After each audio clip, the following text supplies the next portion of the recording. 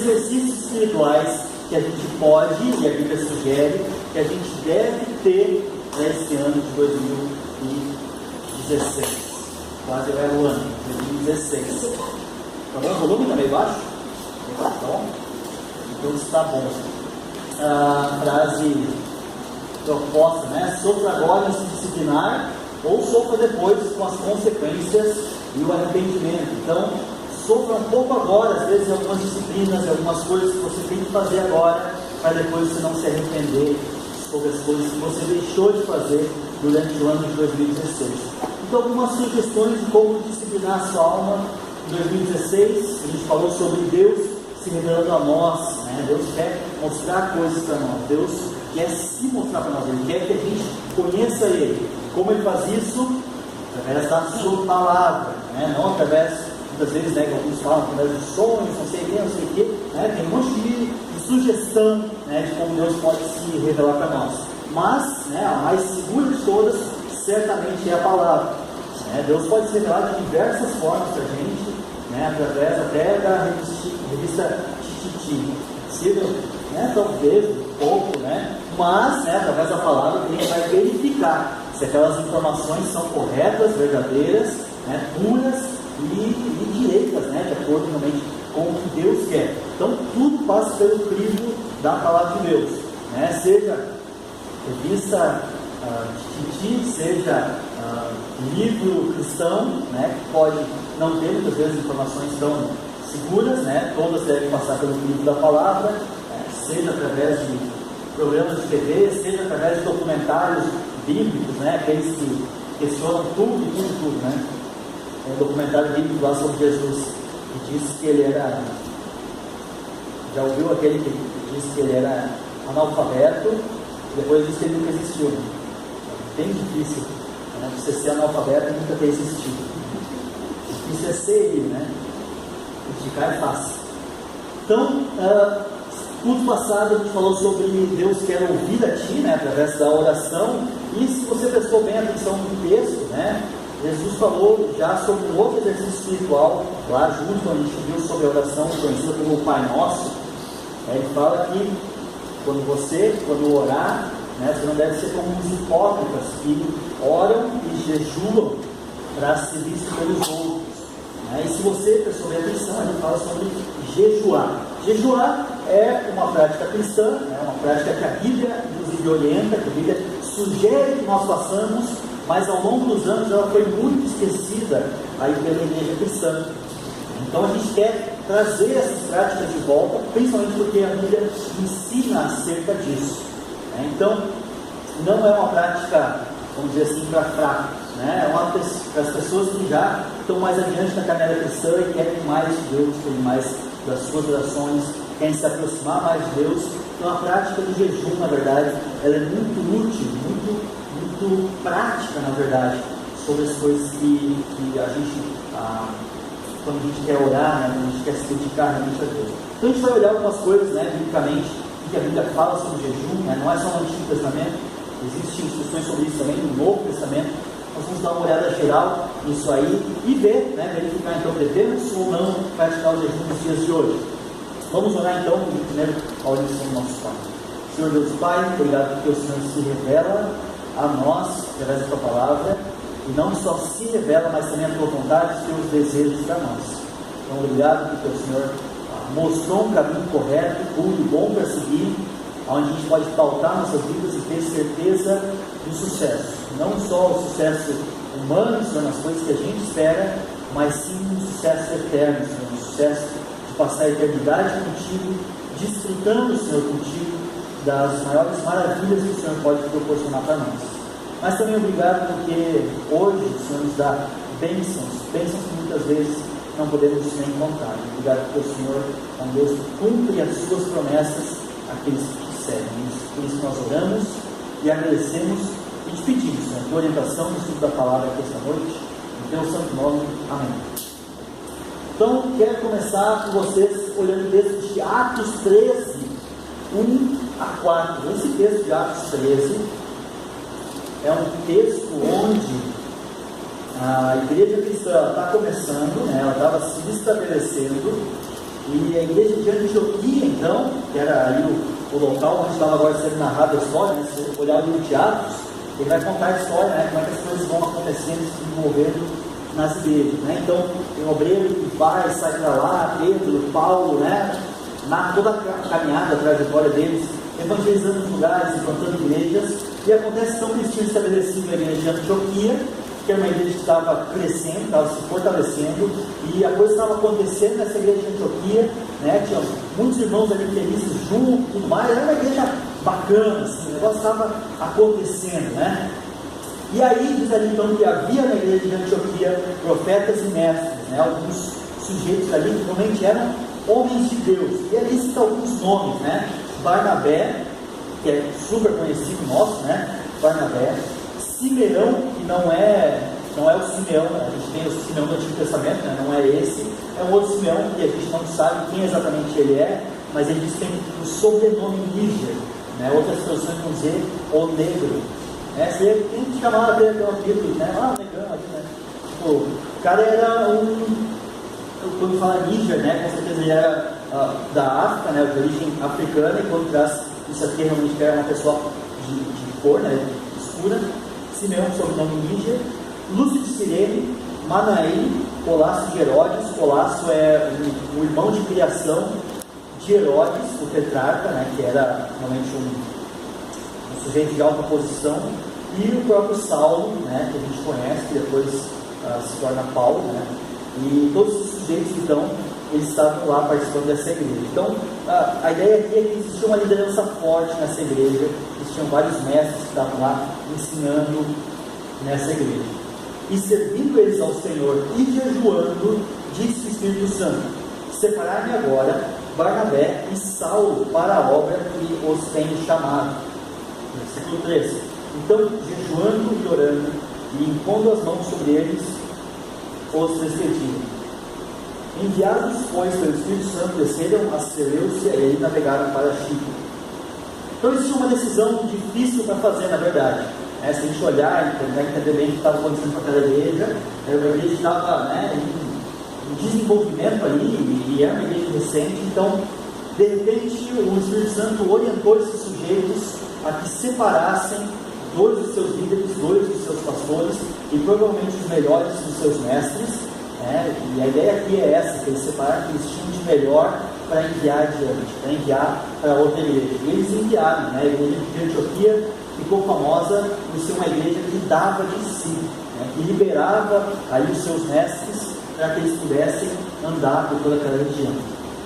E é interessante, né, que o que eles estavam fazendo ali, na verdade, é servindo ao Senhor, né, fazendo algo que era óbvio que uma igreja se fizesse, e outra coisa que eles estavam fazendo era jejuando. É interessante que a gente pode ver que já na igreja primitiva, né, isso aqui está nos primórdios da igreja, já era uma prática comum dos cristãos, o jejum. E hoje, nos nossos dias, né, é uma prática tão esquecida, uma prática que a gente não tem, às vezes, nem o conhecimento sobre isso, nem a prática, né, a gente não costuma fazer isso. E muitas vezes a gente começa a entender por quê, né, do que nós cristãos, ao longo do tempo, fomos guardando esse tipo de prática. Esse tipo de prática que exige um pouco mais de nós. O jejum, certamente, é uma coisa prática que exige um pouco mais, um passo além do que nós estamos, muitas vezes, acostumados a fazer. E como nós nos consideramos uma igreja bíblica, né, nós queremos ter, então, práticas bíblicas. Então, volta e meia, a gente tenta retornar esse assunto, e ensinar isso, porque uma igreja madura, uma personalidade madura, na verdade, requer, muitas vezes, alguns exercícios espirituais mais intensos. E a pergunta aqui na igreja de Antioquia é: qual é o próximo passo, Deus? Os líderes reunidos estavam se perguntando isso. Qual é a sua estratégia, Deus? A vontade deles não era só agradar a Deus com palavras, com louvores, com ensino, mas de todo o âmago, de todo o ser, inclusive do seu estômago. Porque eles estavam fazendo isso, eles estavam com o seu estômago adorando a Deus. Porque quando você faz uma prática dessas, você está ali tomando algumas providências diferenciadas. Então, o que é necessariamente o jejum? Para você que está aí, talvez, as primeiras vezes vindo na igreja, a ideia do jejum é você largar alguma refeição, uma ou mais refeições do dia, ou às vezes por mais dias, para você se dedicar à oração. Então você usa aquele tempo que seria para agradar você mesmo, agradar o seu estômago, para agradar a Deus. É uma ideia de substituição, uma ideia de tirar, né, aquilo que é de certa forma essencial, mas nem tanto, que é a alimentação, que o próprio Cristo fala, né, nem só de pão o homem viverá, mas de toda a palavra. Então a ideia é que você use esse tempo tanto para a oração quanto para o estudo da palavra, mas principalmente a devoção a Deus e a oração. Então, se você quer algumas sugestões práticas de como fazer isso, existem inclusive algumas orientações para ninguém sair por aí se matando, né? Porque pode inclusive levar ao óbito, né? Se você se empolga demais, agora vou fazer um jejum de 40 dias, né? E sai fazendo, né? Pode inclusive levar ao óbito, e obviamente a gente não quer sugerir isso para ninguém. Mas se você tem interesse em mais orientações, nós temos um guia de como fazer isso, alguns passos práticos, que está no nosso site lá da igreja. Se você acessar lá, unidosdosenhor.com.br, você pode acessar lá para alguns passos práticos de como fazer o jejum, algum jejum mais prolongado. Então dá uma ideia ali de como ir largando alguns alimentos, o que você deve se alimentar antes de fazer jejum, ou, né, preparar alguns sucos, alguma coisa assim, para você não ficar tão fraco. Então dá algumas sugestões, claro, para jejuns mais prolongados, né? O jejum de uma ou duas refeições, ele é quase que aberto para qualquer pessoa, e é claro que a gente não sugere isso para quem tem dificuldades alguma dificuldade ou digestiva, né, ou não tem baixa insulina, às vezes, né, você tem que se alimentar mais frequentemente. Então a gente não sugere, a gente sabe que não é todos que podem fazer essa prática. Então, se você tem alguma limitação médica, por favor, consulte algum médico, né, alguém da área, antes de sair, né, fazendo essa prática. A gente não quer ninguém doente por causa disso, né? Depois chega lá no hospital, foi por causa da minha igreja, eles vão achar que a igreja seja tudo louco lá. Não é essa a ideia. Então existem alguns perigos físicos, né? Você deve estar atento e cuidando a isso, mas, né, a gente sugere que você fique longe dos perigos e faça jejum dentro de uma prática que é saudável, inclusive. Existem também alguns perigos espirituais, né? A ideia é que você use esse tempo para dominar, para você mostrar domínio sobre algo que é legítimo, né? A própria alimentação. Então, algumas pessoas sugerem outros tipos de jejum, como, por exemplo, jejum de TV, jejum de jornal, jejum de internet, práticas que você tem, que às vezes tomam e custam do seu tempo, onde você pode substituir essas práticas diárias por oração ou tempo com Deus, né? Ou alguns aí, uma prática bacana é jejuar de Facebook, né? Se você tem o hábito de usar tal horário, né? Reserve esse tempo. Ou jejum de WhatsApp, né? Porque eles gastam bastante tempo às vezes com isso. Então existem diversas sugestões de como e do que fazer jejum, do que jejuar, né? A ideia não é se abster de um alimento que você gosta muito, né? Tem gente que sugere às vezes, jejum de chocolate, jejum de Coca-Cola, né? Não é essa a ideia. A ideia é você largar um tipo de prática para, enquanto você fazia essa prática, você se dedicar à oração. Então não adianta também você ir lá e apagar o seu Facebook e não usar o tempo para orar, não gastar o tempo com Deus, sei lá, acabar gastando tempo com outra coisa. Também não é essa a ideia. A ideia é que você pegue algo que é legítimo, né, algo que não é pecaminoso, algo que é simplesmente do seu dia a dia, e você substitua esse algo legítimo por algo melhor ainda. Então não é também a ideia de você haver de pecado agora. Então vou tirar o tempo que eu usava para pecar e vou orar. É uma prática que você deve fazer, mas isso não é bem, tá bom? Isso é simplesmente largar o pecado, que é o que todos deveriam fazer. Então, existem algumas alternativas aí, e a gente espera que você busque orientação de Deus, e é por isso, inclusive, que nós estamos trazendo, né, essa mensagem aqui. Então, jejuar, no final das contas, é mostrar, é dizer para Deus o quanto nós queremos algo. Muitas vezes nós queremos algo, nós estamos atrás de algo na nossa vida, às vezes respostas específicas, às vezes uma orientação de Deus sobre algo, ou às vezes nós queremos que algo aconteça na nossa vida, né? E jejuar é muitas vezes demonstrar para Deus o quanto você quer algo. Então é você mostrar para Deus Deus, eu quero esse tanto, né? Esse tanto eu realmente quero. E Deus dê realmente seu esforço por isso, ou para isso. Alguns diriam que é como lá em Gênesis 22, quando Abraão oferece Isaac, o seu filho. Deus pede o sacrifício do seu filho, e Abraão vai lá e se dispõe realmente a sacrificar o seu filho. Então, Abraão está mostrando o quanto ele quer seguir a Deus. E o próprio Deus responde para ele: agora eu sei que tu me amas. Agora eu sei que tu me amas, mais do que o teu filho. E a ideia realmente é essa: nós mostrarmos a Deus o quanto nós queremos algo, o quanto nós amamos Ele, e o quanto nós queremos mais dele. Obviamente, sacrificar um filho é bem mais do que sacrificar uma refeição. Então, esperamos que Deus não peça tanto para você quanto pediu para Abraão, mas ele realmente está disposto a sacrificar algo para Deus, ou em prol de Deus, ou em prol de pelo menos se aproximar de Deus. Agora, acontece que o jejum, ao longo da história cristã, talvez ao longo da história das nossas igrejas, ele simplesmente serve como uma fonte de piadas, ele não serve como uma prática. Quase ninguém faz, quase ninguém pratica o jejum. Seria como, por exemplo, para alguém na casa, para uma refeição, algo que ele falar, vai ser jejum hoje, jejum e oração. Na casa do pastor, jejum e oração, que piada engraçada, Não é essa a ideia, não é a ideia só ficar fazendo piada acerca de jejum, é praticar de verdade jejum. O jejum é uma ideia de realmente mostrar pelo que nós estamos ansiando. Eu sei que alguns têm mais dificuldade nessa área, outros não, mas eu, por exemplo, eu sou gordinho assim, tenho uma tendência a querer muito as refeições. Então é algo que realmente eu anseio, uma coisa que para mim existe uma certa dificuldade nisso, de largar uma refeição, de pular uma refeição, porque eu muitas vezes anseio pela refeição. Quando eu estou trabalhando e chega ali 11 da manhã, gordinho, já está pensando no almoço. Então a ideia é que você, de certa forma, se libertar disso e mostrar realmente para você mesmo, inclusive, que você não vive para isso. Nem só de pão o homem viverá. Nem só de pão o homem viverá. Nem só de churrasco, nem só de salada, nem só de alimento você viverá, mas da palavra. E você enxergar e descobrir com você mesmo que realmente a palavra de Deus é o que te sustenta.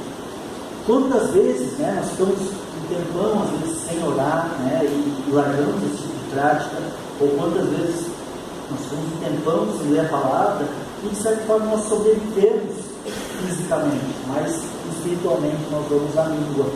E realmente a ideia de jejum, ela traz essa ideia da prática, mostrar o quanto o ficar sem a palavra de Deus, como isso mexe, como isso deveria mexer espiritualmente com a gente.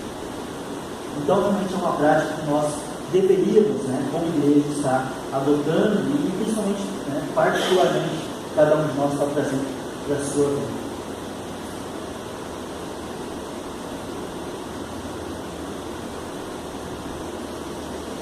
Então, o texto aqui em Atos, que nós vimos em Atos 13, ele parte de pessoas que estavam querendo algo desesperadamente. Eles estavam buscando desesperadamente a vontade de Deus e tentando entender qual que era a vontade de Deus para aquela igreja. E aqui o jejum, ele parte de uma certa indecisão, porque olha só o que eles fizeram. Eles estavam jejuando, por 2 vezes eles jejuam aqui, isso é bem interessante. Então eles estavam servindo ao Senhor, versículo 2, estavam servindo ao Senhor e jejuando, e aí eles ouviram a orientação de Deus, do Espírito Santo: separa-me agora Barnabé e Saulo para o que me chamaram. E aí diz de novo: então, jejuando e orando, impondo as mãos sobre eles, os despediram. Então, acontece 2 jejuns aqui, se você prestar bem atenção. Um deles é para entender a vontade de Deus e o que seria do futuro da igreja. E aí, o Espírito Santo fala para eles: separa esses 2. E aí o que nós fazemos com esses 2? Eles jejuam de novo e oram de novo para entender qual é a decisão verdadeira que realmente nós devemos fazer. E é interessante que a palavra de Deus, ela traz muitas orientações para nós, coisas bem exatas e específicas, que a gente acaba descobrindo a vontade de Deus em muitas coisas na nossa vida, inclusive na nossa igreja. né? Nós sabemos muitas coisas como devemos fazer ou não fazer. Mas tem algumas coisas, algumas perguntas, às vezes, que a gente não tem a resposta exata na Bíblia. E aí a gente vai em oração buscar Deus. Né? Quantas vezes talvez você já não orou para Deus para uma orientação? Muitas vezes nós, como igreja, né, buscamos a Deus em oração para entender certas coisas, quando vamos tomar grandes decisões, né? Às vezes a compra de um bem material, né? Buscamos a Deus em orientação. Né? E essas coisas, né, a gente não tem resposta direta na Bíblia, né? Vai e compra tal carro, vai e compra tal coisa. A gente não tem essa orientação clara na Bíblia. Então o que eles estavam fazendo aqui é buscando a orientação de Deus para algo que não estava revelado na palavra de Deus. E nesse momento é feita uma das maiores decisões da história da igreja e a maior decisão na história de missões. Porque eles fazem algo diferenciado, algo que nenhuma igreja havia feito até então. Eles separam o que eles tinham de melhor. Né? Barnabé e Saulo, né? Os dois melhores estudiosos da Bíblia, talvez os dois melhores pastores, separam eles e enviam para outra igreja, né? Na verdade, uma plantação de outra igreja. E aqui então, depois dessa orientação, né, foi uma orientação que guia missões até hoje. Né? Até hoje, em missões, nós temos essa prática de enviar obreiros de uma igreja para outra, baseado nesse texto, baseado nesse acontecimento. E hoje, né, todos os países do mundo existe presença missionária por causa desse texto. 13 livros da Bíblia foram escritos por causa dessa decisão. Né? Porque a partir daqui, então, Saulo, né, que depois vira Paulo, ele sai visitando e plantando essas igrejas, aí depois ele visita essas igrejas, depois ele escreve cartas para essas igrejas. As cartas que nós temos como orientação, né, pelo menos 13 cartas, então, são escritas por causa dessa decisão. E a pergunta maior que fica, né, sobre jejum é: qual que é a orientação que Deus tem para nós? Qual que é a orientação que Deus tem para você? Ou para nós como igreja? Será que 2016 é um ano chave para você? Será que é um ano de grandes transformações? Que Deus quer para você, que Deus quer transformar a sua vida? Talvez você nunca vai saber se você não buscar a orientação, assim como esses sujeitos aqui buscaram. Barnabé, Simeão, Lúcio, Manaém e Saulo. 5 sujeitos aqui que buscaram verdadeiramente a orientação de Deus. Agora, o que acontece muitas vezes é que nós oramos muito pouco em termos de frequência, e muito pouco, inclusive, em termos de tempo. E nós queremos muito, né? Nós pedimos muito em pouco tempo. De certa forma, esse é um reflexo da nossa sociedade hoje. Nós somos reflexos da nossa sociedade. Se existe um motivo porque nós não jejuamos mais, é porque nós vivemos uma sociedade onde tudo é muito fácil, onde tudo é muito imediato, né? E a gente não quer abrir mão de certos confortos. Então, o que a gente vê na prática do jejum, biblicamente, é que abrir mão de certos confortos faz parte desses exercícios espirituais. Nós sabemos que existem alguns irmãos que, de fato, né, oram e jejuam, e oram pela igreja, a gente agradece por isso, oram pela liderança, e nós agradecemos por isso. Mas nós pensamos também que existe um passo a mais, muitas vezes, para dar. E o jejum se torna, então, uma grande orientação para cada um de nós que tem buscado e tem querido, né, algo a mais com as suas vidas cristãs. Então, o que nós sabemos? Né? Que nós somos orientados por Deus, e nisso, então, né, nós temos que buscar a orientação divina, inclusive sobre o jejum.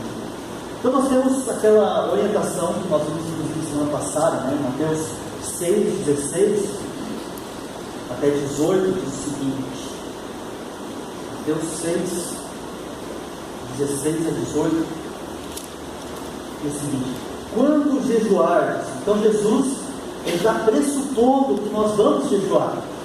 Ele está dizendo para o seu povo: olha, quando vocês jejuarem, façam assim. Não vos mostreis contristados como os hipócritas, ou seja, não fiquem se mostrando tristes, né? Por quê? Porque esses hipócritas, eles desfiguram o rosto com o fim de parecer aos homens que jejuam. Em verdade, eu vos digo que eles já receberam a recompensa. Nós vimos isso semana passada, né? Algumas pessoas então tinham a prática, né, de fazia aquela cara assim de fome, né? Ia na igreja assim, né? Aquela cara de acabada assim. E alguém perguntava, por que essa cara? Não, estou jejuando, sabe? Estou jejuando para buscar uma tentação de Deus. Todo mundo olhava para eles e dizia, nossa, esse cara aí, né, é um mestre espiritual. E na verdade, então, Jesus fala que esses sujeitos, eles faziam isso só para aparecer diante dos homens, para aparecer bonito. E Jesus diz, em verdade vos digo, que eles já receberam a recompensa. Então, se eles estavam buscando ser vistos pelos homens, a recompensa deles, eles já receberam. Já é só ser visto pelos homens. Agora eles dizem, Jesus continua e diz, tu, porém, diz ali, ao jejuar, ponha óleo sobre a cabeça e lave o rosto. Aparentemente era uma prática deles, inclusive, colocar pó de arroz na cara, assim, para parecer mais judiado ainda. Né? A ideia de botar óleo sobre a cabeça não é um mantra mágico, né? De chega lá na cozinha e mete soia na cabeça, assim, né? Não era essa a ideia, né? A ideia é que eles limpavam, né? A limpeza deles era feita com óleo, inclusive. Então a ideia aqui é, né? Passa um shampoozinho, né? Passa um sabonete, dá uma ajeitada e, né? Para quê? Versículo 18, para que não pareça aos outros que você está jejuando, mas apenas a seu Pai que vê no secreto. E seu Pai, que vê no secreto, o recompensará. Então traz essa ideia aqui de jejuar em secreto. Não quer dizer que você tem que se esconder para jejuar. Não quer dizer que você não pode ser visto, né? Então eu vou me esconder para jejuar, ninguém pode descobrir, porque se descobrir, não vai dar certo o meu jejum. Não é, tem gente que, como é que é aquelas pulseirinhas do Bonfim, né? Cada nó que faz a na pulseirinha, eu ouvi falar isso, né? Cada nó que faz a pulseirinha faz um desejo, né, secreto, e se alguém descobrir não vai se realizar. Então faz secreto, se alguém descobrir não se realiza. Não é essa a ideia. É que você não deve buscar ser visto fazendo isso. Eventualmente as pessoas vão ver, né? Talvez se é em casa, né? Se você vai fazer em casa, sua esposa vai ver, seus filhos vão ver, isso não é algo ruim, tá bom? Não tem problema nisso. Inclusive serve muitas vezes até de bom exemplo para as pessoas, né? Você vai orar, seu filho vê você olhando em casa, é um bom exemplo, né? Não é algo ruim necessariamente. Então jejuar, né, especificamente aqui traz essa ideia de não buscar simplesmente ser visto pelos outros, como uma prática de olha como eu sou espiritual, né? É jejum. Então não é a ideia de ficar alardeando isso. A Bíblia traz também alguns momentos onde o jejum é feito em grupo, inclusive. Né? As pessoas são conclamadas ou até mesmo convocadas para fazer o jejum. E essa história aqui em Esdras, ela é muito bacana. Aqui traz o texto onde fala sobre jejum.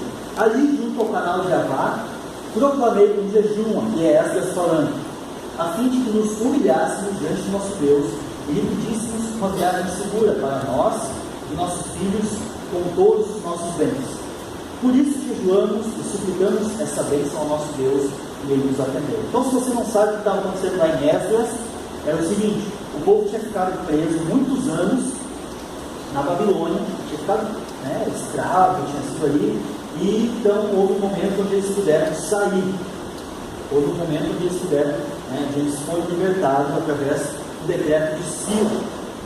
Então, o que aconteceu na prática? Eles tinham sido presos pelo povo babilônico e estavam nas mãos então de Nabucodonosor. E aí, Ciro da Pérsia conquistou toda aquela região.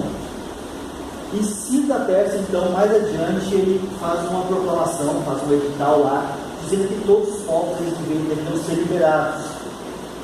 E a situação de Judá, então, né, que estava preso ali, que era o povo de Deus, eles eram basicamente um povinho de nada, né, comparado com talvez outras grandes nações que estavam presas ali. Né. Historicamente, se você olhar fora do prisma bíblico, era uma naçãozinha de nada que estava presa lá.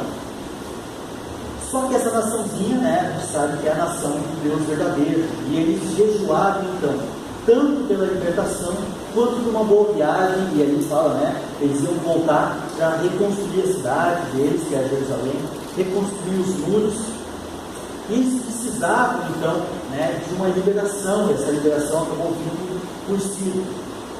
E aí o que acontece então? Né? A gente vê no versículo 1 e 2 diz o seguinte: No primeiro ano do reinado de Ciro, rei da Pérsia, a fim de que se cumprisse a palavra do Senhor falada por Jeremias, o Senhor despertou o coração de Ciro, rei da Pérsia, para redigir uma proclamação e divulgar um pouco o seu reino nesses termos.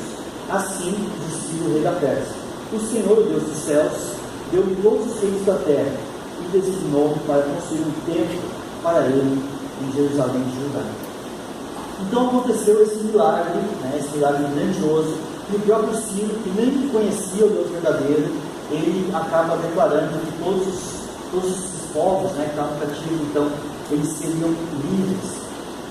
Já era uma profecia que tinha sido feita para Jeremias anteriormente, então o povo já sabia que isso ia acontecer, apesar de eles não estarem crendo, inclusive na época, mas ainda assim, eles então recebem essa liberação para voltar para sua terra e construir a sua cidade de novo. Agora o que acontece é que eles voltam para sua terra e eles chegam lá para reconstruir, e aí os povos inimigos que estão ali ao redor, estão inclusive habitando naquela terra, eles começam a reclamar e eles não gostam disso, eles acabam então se opondo contra a reconstrução de Jerusalém.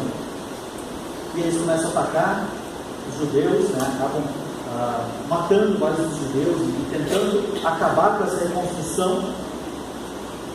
E o rei Artaxerxes, que acaba entrando no lugar de Ciro, ele diz: olha, para tudo, para a construção, aí chega desse negócio aí, eu não vou ser preciso ter e tal. E aí o povo volta a clamar. E aí o povo volta a jejuar. O povo volta a buscar em Deus. E aí Zacarias e Ageu, dois profetas, são levantados, os profetas que a gente tem, inclusive os livros deles na Bíblia, eles se levantam e começam a reconstruir então. E aí acontece uma nova oposição. De novo eles começam a ser atacados pelos inimigos, e aí eles descobrem, eles mandam uma carta para Dario, que agora é o novo rei, ele entra no lugar de Artaxerxes, o novo rei entra, e acontece algo realmente grandioso. Então aquele pouquinho de nada recebe uma resposta grandiosa de Dario, que está no versículo 7 do capítulo 6. A resposta de Dario diz o seguinte: não interfiram na obra que se faz nesse templo de Deus. Deixe o governador e os líderes dos judeus reconstruir esse templo de Deus em seu local antigo. Ou seja, não atrapalhem os judeus. E mais ainda, além disso, promulga o seguinte decreto a respeito do que vocês farão por esses líderes dos judeus na construção desse templo de Deus. As despesas desses homens serão integralmente pagas pela tesouraria do rei e o tributo recebido do território a oeste de Eufrates, para que a obra não pare. Então essa obra que tinha sido parada tantas vezes, o povo de Deus clama, o povo de Deus faz jejum, e agora não só eles recebem autorização para reconstruir, mas também eles recebem todo o dinheiro necessário para reconstruir o templo. Isso é algo fantástico, algo que a gente nunca imaginaria, e nem o povo de Israel poderia imaginar que Deus poderia fazer tamanha obra que foi ganha de certa forma por causa do jejum. Então a gente vê na história bíblica, tanto no Novo quanto no Antigo Testamento, quanto na história da igreja, várias pessoas que pararam para jejuar e obtiveram grandes resultados. Então os exemplos de jejum, eles mostram na história que é uma prática amplamente aceita por Deus. Nós temos também uma prática que entrou para a história da Inglaterra em 1756. A França estava para atacar a Inglaterra, ia dominar a Inglaterra, já era uma carta marcada basicamente na história do que ia acontecer. A gente tem aí todos os movimentos da França, toda a revolução que eles estavam fazendo, conhecida como Revolução Francesa. Eles conquistaram todos os terrenos ao redor e eles iam conquistar a Inglaterra, um negócio que estava marcado já. E aí o rei da Inglaterra conclamou um jejum público, e toda a Inglaterra jejuou por vários dias. E John Wesley, que era um reformador daquela época, ele tem vários escritos, tem o diário de John Wesley, inclusive a gente tem para ler isso, está disponível. Diz lá que as igrejas ficaram lotadas, e todas as igrejas que tinham estavam lotadas de pessoas jejuando e orando pela não invasão da Inglaterra, que acabou realmente não acontecendo. A Inglaterra não foi conquistada pela França, várias coisas ali aconteceram, você pode ler a história sobre isso. É muito interessante ver como Deus muda a história, conforme o povo de Deus se curva diante de Deus. Tem uma história bacana também, em 1980, bem mais recente aí, o pastor Kim foi um grande pastor na Coreia do Sul. A Coreia do Sul, em 1980, estava em toda aquela revolução em termos de socialismo e tal, capitalismo, toda aquela briga. E aí esse pastor Kim, ele ia fazer um grande evento. Ele tinha mais de 1 milhão de pessoas para comparecer nesse evento, lá em Seul, na capital da Coreia do Sul. E alguns dias antes, então, desse evento acontecer, a polícia proibiu que esse evento acontecesse. Eles cancelaram o evento e eles estavam contando com esse evento como sendo uma grande revolução espiritual na Coreia do Sul, que poderia trazer um renovo espiritual para todo o país. E diz lá, então, o pastor Kim, junto com toda a liderança dele, jejuaram por vários dias para que pudesse acontecer esse evento aí. Eles fizeram, já tinham tentado fazer abaixo-assinado, já tinham tentado contratar liderança e tudo mais, nada tinha funcionado. Então eles resolveram dobrar os joelhos, jejuar e orar. E aí conta a história que o pastor Kim então foi lá na polícia de Seul e pediu lá, então, será que a gente pode agora fazer o evento? Então o líder da polícia, lá o chefe da polícia, falou, nós mudamos de ideia, agora vocês podem fazer o evento de vocês. E a gente vê que abaixo dos assinados, toda a movimentação, isso não muda o coração dos reis, mas Deus muda. Nós cremos em Deus que muda. E esse evento aconteceu, tiveram milhares de pessoas convertidas. Hoje, a Coreia do Sul é um dos países onde tem o maior número de cristãos, por causa desse pastor Kim, inclusive, que foi um homem de oração, que foi um homem que jejuou. E existem diversas outras situações que aconteceram ontem, existem diversas outras situações de jejum que acontecem hoje e que vão acontecer amanhã. Isso porque a Bíblia prevê já que isso aconteceria. A Bíblia fala, Jesus fala que o povo de Deus vai jejuar, que a igreja vai jejuar. E se você quiser fazer parte dessa profecia, você hoje está sendo convidado pela palavra de Deus. Vamos ver lá Mateus 9, olha que interessante que é. Mateus 9, eu tenho a impressão que a minha versão aqui está diferente do lá, Eu vou ler aqui, então eu vou ler por lá. Mateus 9, 14 a 17. Diz o seguinte: então, os discípulos de João vieram perguntar-lhe, os discípulos de João perguntaram para Jesus: por que nós, os fariseus, jejuamos, mas os seus discípulos não? Então eles estavam percebendo que os discípulos de Jesus não jejuavam, assim como os discípulos do Antigo Testamento, quando fala aqui, os discípulos de João, está pensando ainda na Velha Aliança, e os próprios fariseus, pensando no Antigo Testamento, eles jejuam e os discípulos de Jesus não jejuavam. Pergunta muito interessante, resposta melhor ainda. Jesus respondeu: como podem os convidados do noivo ficar de luto enquanto o noivo está com eles? Virão dias quando o noivo lhes será tirado, e então jejuarão. Então Jesus coloca essa diferença entre o jejum velho e o jejum novo. O jejum que acontecia no Antigo Testamento é diferente do jejum que acontece no Novo Testamento. O jejum do Antigo Testamento era um jejum que as pessoas jejuavam por motivos de luto, por motivos de arrependimento, ou muitas vezes por grande necessidade.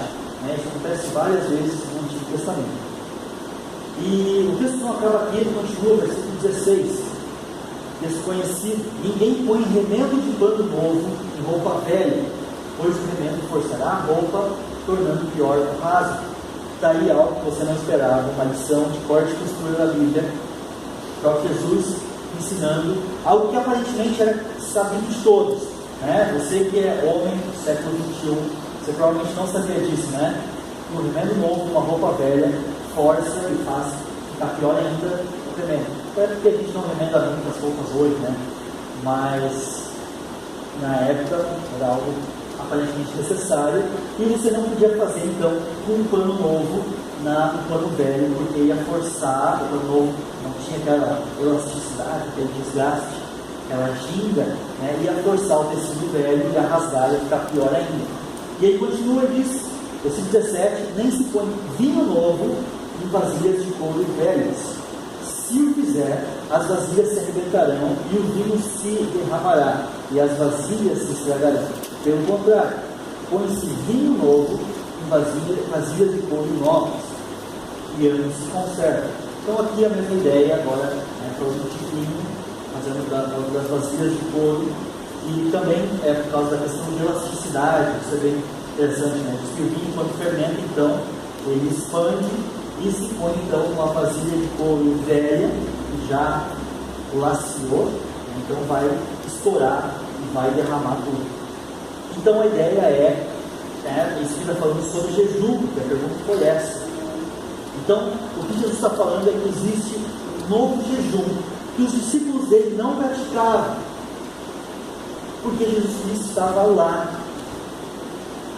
Então a ideia do jejum é você orar, você ter aquele tempo de ansiar pela volta de Cristo, de pedir pela volta de Cristo, porque esse é o nosso grande anseio, né? A espera da igreja é essa, o dia que Jesus Cristo virá em glória, secar aquela lágrima para nos levar para um lugar todo novo, onde não existe pecado, né? Nós vamos ter corpos restaurados, né? Tudo que a gente sabe sobre o futuro.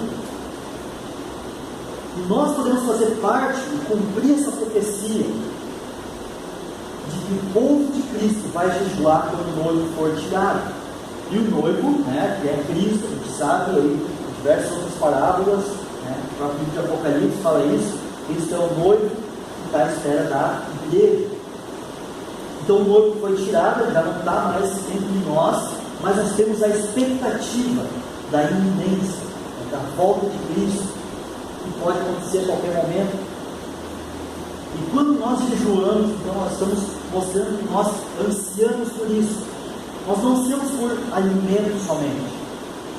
Nós não devemos ansiar somente pela comida, né? O que eu vou jantar, né? Está ficando 8h20, o diabo ainda não parou de falar, né? O que eu vou jantar essa noite, né? Estou ficando com fome aqui. Não, a ideia é que você não fique só pensando nisso, no seu sustento, no seu, né? Você vai comer daqui a pouco, mas sim você ansiar pela oração e pela palavra de Deus. É você tentar fazer essa troca de coisas que você tem ansiado, né? Você está ansiando para poder assistir um jogo de futebol, né? Tudo bem, não tem nada de mal nisso, mas, né, a troca que pode ser feita, né, de substituir por algo que você anseia, algo que é extremamente necessário, algo que você anseia, que você quer muito, mas não é essencial. Você troca por algo que é essencial e necessário. Agora, jejuar, como eu disse, né, é ansiar por Deus, mas é muitas vezes se sentir longe de casa, porque nós ansiamos pelo reino vindouro, né? Nós ansiamos pelo reino de Deus.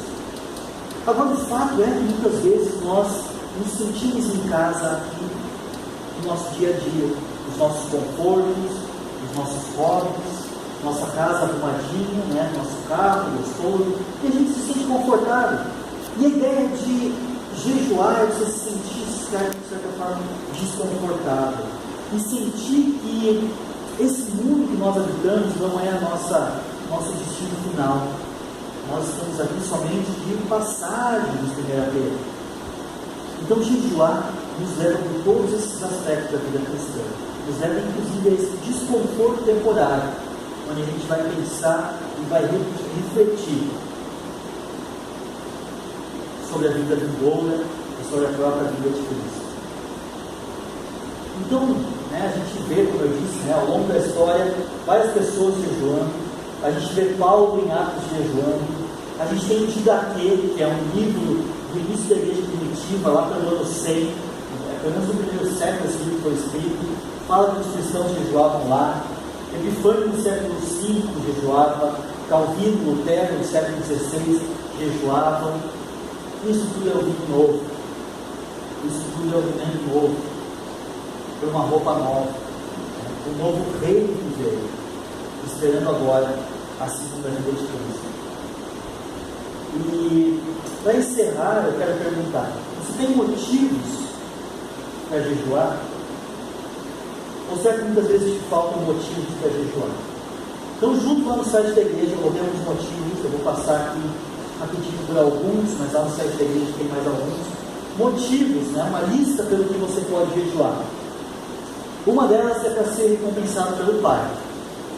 Outra delas, inclusive essa lista está lá para você, no momento de jejum, você poder olhar para essa lista e dizer: olha, estou jejuando por isso, isso e isso.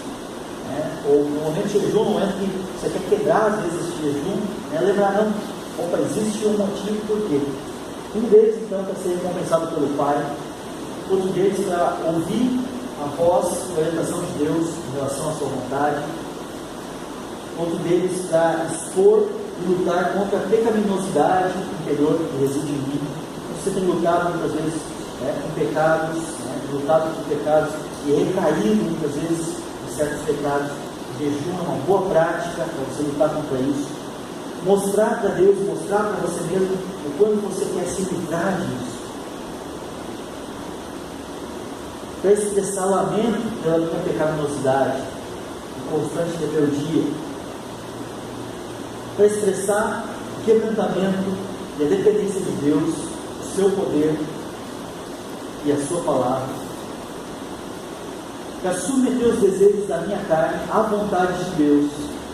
Então eu tenho desejos na minha carne, a alimentação inclusive é uma delas, e submeter então essa vontade não aos meus desejos, mas à vontade de Deus, e receber força sobrenatural no Espírito. Para expressar descontentamento com o que esse mundo e a vida tem para oferecer, e satisfação com as coisas que eu encontro em Deus. Então, como eu disse, essa lista está lá no site, junto com outras orientações de como fazer. Muitas vezes, por motivos errados, as pessoas acabam jejuando, A gente fala: vou jejuar para emagrecer. Não é essa a ideia. Inclusive, se você procurar em nossa notícia da igreja, ela vai dizer que não serve para isso, não vai te ajudar a emagrecer, jejuar. Então, sob o ponto de vista nutricional, você não vai ter grande ganho, mas sob o ponto de vista espiritual, sim. Eu quero só lembrar uma pequena história para encerrar aqui, que acontece lá em 2 Crônicas 20. Eu vou contar simplesmente a história, precisamos ler, que é a ideia do rei Josafá. Josafá então era o rei de Israel na época, e Israel estava cercado por todos os lados. Por um lado estavam os amonitas, um povo sanguinário que queria conquistar Israel. Do outro lado estavam os meunitas. São dois povos sanguinários, grandes guerreiros que iam acabar com Israel. E Josafá, de certa forma, pensou: o que eu vou fazer? E a reação, se eu fosse o rei Josafá, sei lá, se eu ia tentar me esconder, ou se eu ia tentar fabricar armamentos ali de última hora, porque Israel não tinha armamentos compatíveis com aqueles povos. E o que Josafá faz? Uma coisa inesperada: ele conclama um jejum. Ele chama todo o povo a jejuar e orar a Deus. Agora, se a gente olha pela lógica, não faz sentido nenhum. Você pega e enfraquece ainda os seus guerreiros. Você diz: olha, a gente vai guerrear, e o que nós vamos fazer? Nós vamos deixar de comer. Nós está mais fraco ainda. Não faz sentido. Mas se nós conhecemos o Deus verdadeiro, faz sentido. E a história conta, o que acontece lá com eles é que eles oram, jejuam por vários dias, e quando eles saem para a guerra, o que aconteceu é que os amonitas e os meunitas guerrearam entre si e acabaram com o outro, não sobrou ninguém. Os últimos que sobraram fugiram ainda para casa, porque eles seriam destruídos facilmente por Israel. E fala lá que os despojos de guerra, ou seja, as coisas que sobraram, que seria o lucro da guerra, eles levaram dias e dias ainda para conseguir recolher os despojos de guerra. E a pergunta é: o que você faria? Será que nós temos fé suficiente para nos entregarmos em jejum por algo que nós estamos buscando? Será que nós ansiamos verdadeiramente pela volta de Jesus? Será que nós queremos, ter de volta o noivo conosco, a volta de Cristo? Será que nós estamos esperando por isso ansiosamente?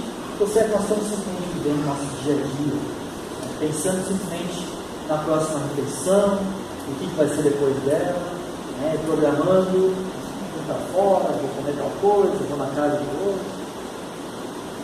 O que tem guiado a sua vida? O que tem pautado a sua vida?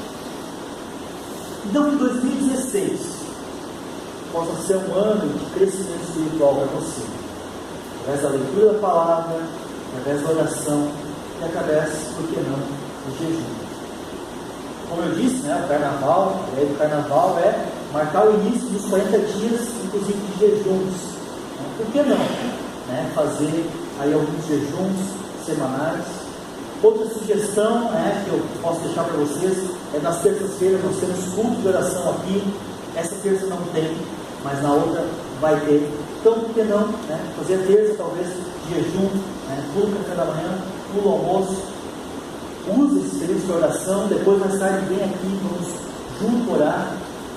Por que não? Por que não mostrar para Deus e para nós mesmos o quanto nós queremos certas coisas?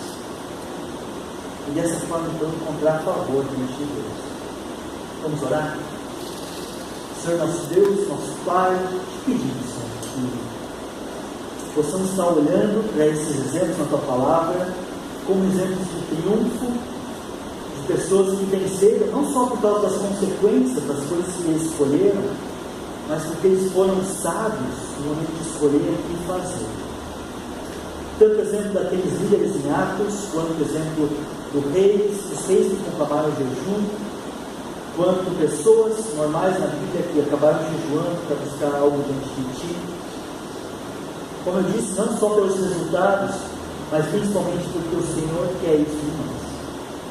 Então, que eu e cada irmão aqui, a gente possa, em 2016, estarmos juntos, jejuando a Ti, buscando a Ti, de forma mais intensa, buscando ao Senhor na Tua Palavra, através inclusive dos jejuns, através inclusive das abstinências de diversas coisas que nós podemos e devemos abrir mão agora em 2016. Que o Senhor nos ajude nos nossos propósitos, que o Senhor não deixe, que nenhum irmão aqui possa ter colocado esse objetivo no seu coração, esquecer disso, deixar de praticar, mas sim prometer que o Senhor vai fazer isso e cumprir que é algo que o Senhor espera de nós. Que o Senhor possa estar ajudando a cada um de nós a buscar mais o Senhor em 2016. Em Teu santo nome pedimos isso. Amém.